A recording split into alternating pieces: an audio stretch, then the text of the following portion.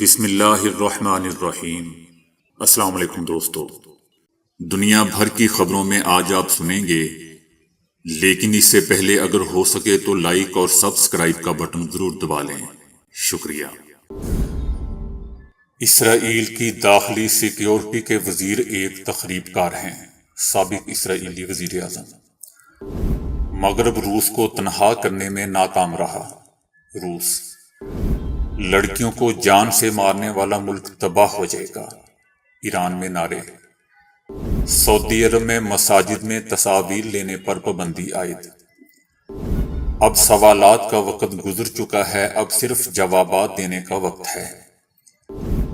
مجھے مارا جا سکتا تھا، نیتن یاہو کی بیوی کا دعویٰ۔ یوٹیلیٹی سٹورز پر مختلف اشیاء کی قیمتوں میں ہوشربا اضافہ۔ پوری فیملی نے اعلیٰ تعلیم کے ساتھ قرآن پاک کو بھی سینوں میں اتار لیا۔ تو آئیے چلتے ہیں خبروں کی تفصیل کی جانب۔ اسرائیلی حکومت کے سابق وزیر اعظم ایہود اولمرٹ کا کہنا ہے کہ اسرائیل کی داخلی سیکیورٹی کے وزیر ایک تخریب کار ہیں۔ اسی بنیاد پر مجھے توقع تھی کہ پولیس گزشتہ روز مظاہرین کے خلاف تشدد کا استعمال کرے گی۔ انہوں نے کہا کہ میں عرب شہریوں سے مطالبہ کرتا ہوں کہ وہ اسرائیلی حکومت کے خلاف مظاہروں میں شرکت کریں جو فلسطینیوں کو جلانے اور ان کو مارنے کی حمایت کرتی ہے۔ اسرائیل کے سابق وزیر دفاع نے بھی نیتن یاہو حکومت کو مظاہرین پر حملوں اور پولیس کے ساتھ ان کی جھڑپوں کے بارے میں خبردار کیا ہے۔ تل ابیب میں نیتن یاہو کی حکومت کے خلاف مظاہرے ہوئے ہیں جو پولیس کی مداخلت کے باعث پرتشدد ہو گئے۔ پولیس نے حکومت مخالف مظاہروں میں شرکت کے الزام میں 29 افراد کو گرفتار کیا ہے، جبکہ 11 افراد زخمی ہوئے ہیں۔ دوستو، یاد رہے کہ اسرائیل کی داخلی سیکیورٹی کے وزیر ایتمار بن گویر کے کہنے پر صہیونی پارلیمنٹ نے ایک قانون منظور کیا ہے جس کے مطابق فلسطینی قیدیوں کو سزائے موت دی جا سکتی ہے۔ اس قانون کے مطابق صہیونیوں کے خلاف کارروائی اور حملے کرنے والے فلسطینیوں کو سزائے موت دی جا سکتی ہے۔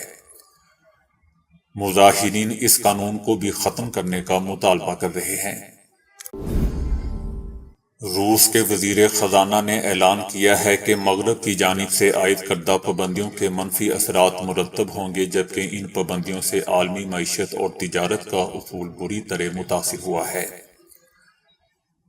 ان پابندیوں سے صرف روس ہی نہیں بلکہ پابندیاں عائد کرنے والے ملکوں کی تجارت کو بھی شدید نقصان پہنچ رہا ہے۔ انہوں نے کہا کہ روس نے ایسی تیاری کر رکھی ہے کہ اس کے خلاف عائد کی جانے والی کسی بھی پابندی کا کوئی خاص اثر نہیں پڑ سکے گا اور روس مخالف کسی بھی ملک کا کوئی منصوبہ روس کے خلاف کامیاب نہیں ہو سکے گا۔ امریکی وزیر خارجہ بلنکن نے بھی یوکرین جنگ کے بعد پہلی بار روسی وزیر خارجہ سے ملاقات میں کہا ہے کہ روس کو اپنا فیصلہ بدلنا چاہیے اور اسے چاہیے کہ نیو سٹارٹ ایٹمی معاہدے میں واپس لوٹ آئے۔ روسی پارلیمنٹ میں اس معاہدے کو معطل رکھے جانے کے بارے میں روسی صدر پوٹن کے فیصلے کی منظوری دی گئی ہے اور روسی صدر نے اس قانون پر دستخط بھی کر دیے ہیں، جس پر عمل درآمد بھی شروع کر دیا گیا ہے۔ روس نے کہا ہے کہ مغرب روس کو تنہا کرنے میں ناکام رہا ہے اور ہمیں نہیں لگتا کہ ہم الگ تھلگ پڑ گئے ہیں، بلکہ مغرب خود تنہائی کا شکار ہو چکا ہے اور اسے یقیناً گوشہ نشینی اختیار کرنا پڑ جائے گی۔ مغرب نے ہی مذاکرات کے عمل کو تعطل سے دوچار کر رکھا ہے۔ ایران میں روزانہ کی بنیاد پر سکولوں اور یونیورسٹی کی طالبات کو نشانہ بنانے والے مشکوک حملے سامنے آ رہے ہیں۔ ان حملوں میں کرج کی یونیورسٹی میں لڑکیوں کے ہاسٹل پر زہریلی کیمیائی گیس سے حملہ کیا گیا ہے۔ اس حملے کے باعث کئی طلباء کو ہاسپٹل لے جایا گیا۔ دارالحکومت تہران میں عمارتوں کی چھتوں اور کھڑکیوں سے رات کے وقت نعرے بلند کیے گئے اور ان حملوں کی مذمت کی گئی۔ ابھی تک ان حملوں کے اسباب اور حملہ آوروں کی شناخت نہیں ہو سکی ہے۔ تہران کے لوگوں نے الزام عائد کیا ہے کہ ان حملوں کے ذمہ دار حکام ہیں۔ نعروں میں سے ایک نعرہ یہ بھی تھا کہ وہ ریاست ختم ہو جائے گی جو لڑکیوں کو مارتی ہے۔ بدھ کے روز 100 سے زائد طالبات کو سکولوں میں زہریلی گیس کا سامنا کرنا پڑا تھا۔ گزشتہ نومبر سے طالبات پر ایسے حملے تسلسل کے ساتھ سامنے آ رہے ہیں۔ تہران کے کم از کم 3 اسکولوں میں زہر دینے کے لیے واقعات بھی سامنے آئے ہیں۔ طالب علموں کے والدین کا کہنا ہے کہ ایک اسکول میں طلبہ کو ایک قسم کا سپرے چھڑ کر زہر دیا گیا۔ قم شہر میں سانس کے زہر کے پہلے کیسز ریکارڈ کیے جانے کے بعد سے تقریباً 800 طالبات متاثر ہوئی ہیں۔ قم میں استعمال ہونے والا زہریلا مادہ بنیادی طور پر نائٹروجن گیس N2 پر مشتمل ہے، جو بنیادی طور پر نائٹروجن سے بنتی ہے اور صنعت میں یہ زرعی کھاد کے طور پر استعمال ہوتی ہے۔ سعودی عرب نے مساجد میں نمازیوں کی تصاویر لینے اور انہیں کسی بھی پلیٹ فارم پر نشر کرنے پر پابندی عائد کر دی ہے۔ مساجد میں نمازیوں کی تصاویر لینے اور انہیں مواصلاتی مقامات پر شائع کرنے سے روکنے کا مقصد اسلام کا تحفظ اور مساجد کو استحصال سے بچانا ہے۔ تصاویر پر پابندی کا فیصلہ کسی بھی امام یا مبلغ پر عدم اعتماد کے باعث نہیں کیا گیا، بلکہ کسی بھی سنگین غلطی کو پیش آنے سے روکنے کے لیے احتیاطی تدابیر کے طور پر لیا گیا ہے۔ ویب سائٹ پر جو بھی نشر ہوتا ہے اسے روکا نہیں جا سکتا۔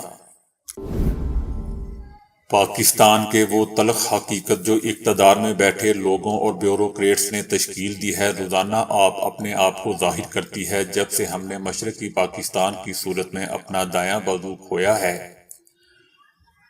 اس کے بعد سے ہماری حالت المناک، افسوسناک اور اب مضحکہ خیز بن چکی ہے۔ ان خراب حالات سے نکلنے کے راستے تو موجود ہیں، لیکن ان راستوں پر ہمارے بدعنوان رہنما ایک رکاوٹ کی طرح کھڑے ہیں، جو عوام کے اعتماد کو ٹھیس پہنچا کر مجرمانہ طریقے سے دولت کو جمع کر رہے ہیں۔ ملک کا ہر بڑا ادارہ اور طاقتور گروہ سب ہی بری طرح ناکام ہو چکے ہیں۔ یہ سب مل کر ریاست کی بدحالی میں حصہ ڈال رہے ہیں۔ بنیادی مجرموں کا سب کو علم ہے۔ پاکستان کے عوام کا متواتر مذاق بن رہا ہے۔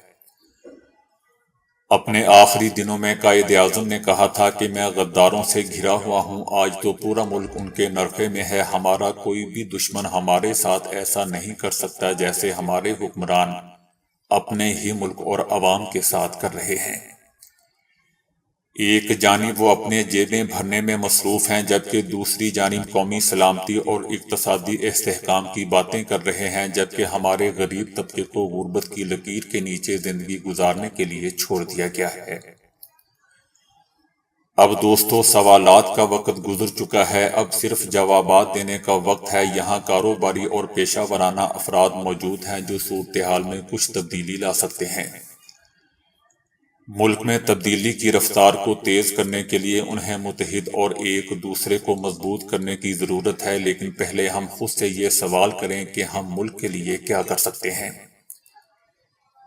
پھر کسی دوسرے سے رابطہ کریں، اس پر اپنا وقت لگائیں، گفتگو کریں، اختلاف کریں، اتفاق کریں، اس کا جائزہ لیں۔ اس سے پاکستان میں تبدیلی بھی آئے گی اور یہ ترقی اور کامیابی بھی حاصل کرے گا۔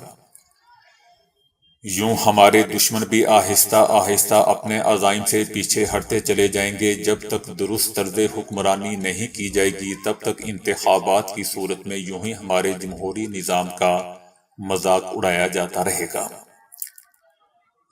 پاکستان پر یہ بھی ذمہ داری عائد ہوتی ہے کہ وہ بھارت کے ساتھ تعلقات کو خوشگوار کرے تاکہ کشمیر میں انصاف کی فراہمی کو ممکن بنایا جا سکے اور بھارت کے ساتھ تعاون کو سیاسی طور پر ممکن بنایا جا سکے اور سیکیورٹی کے اخراجات میں کمی ہو سکے۔ اسی طرح نفرت انگیز بیانیوں کو بھی ابھرنے کا موقع نہیں ملے گا۔ کشمیری عوام کی حمایت کی خاطر بھارت سے بات چیت سے انکار کرنے سے ہم کشمیری عوام کی کوئی مدد نہیں کر رہے۔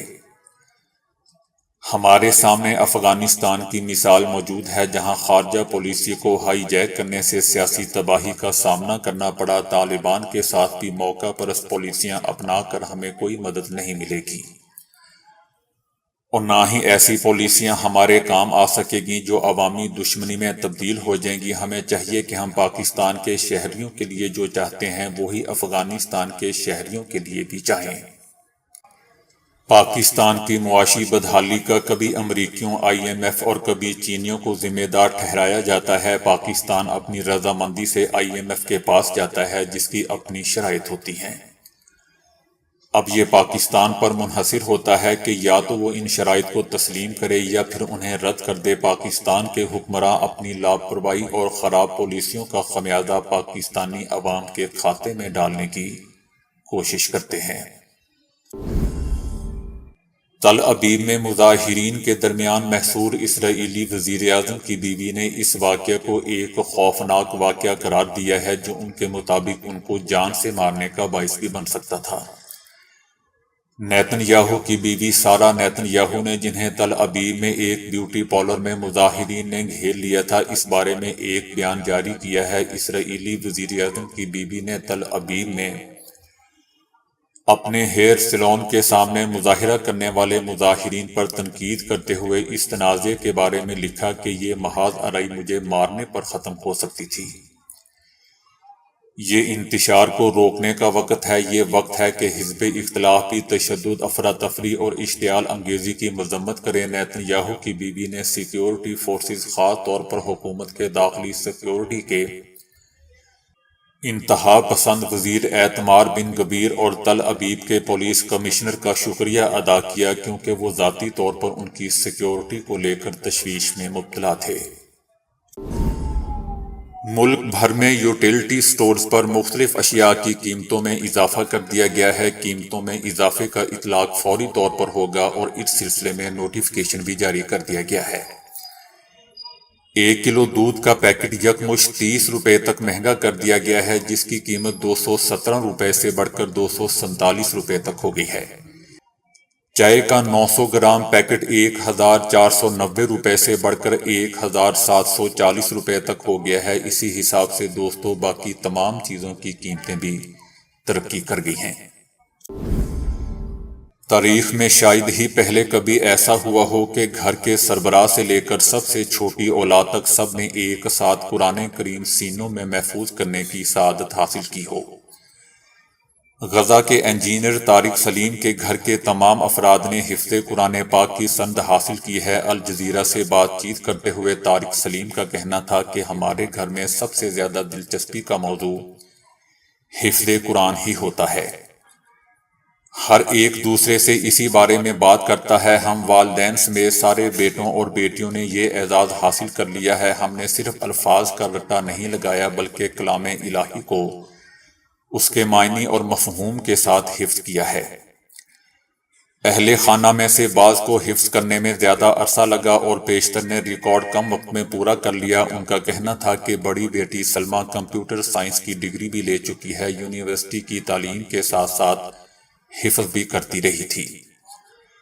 بڑا بیٹا محمد بھی کمپیوٹر سائنس کا ڈگری ہولڈر ہے، اب وہ مزید تعلیم امریکہ میں حاصل کر رہا ہے۔ سارہ 8ویں کی طالبہ ہے۔ اسکول کے ساتھ کلام پاک کے حفظ کی تکمیل کو بھی اس نے مکمل کیا۔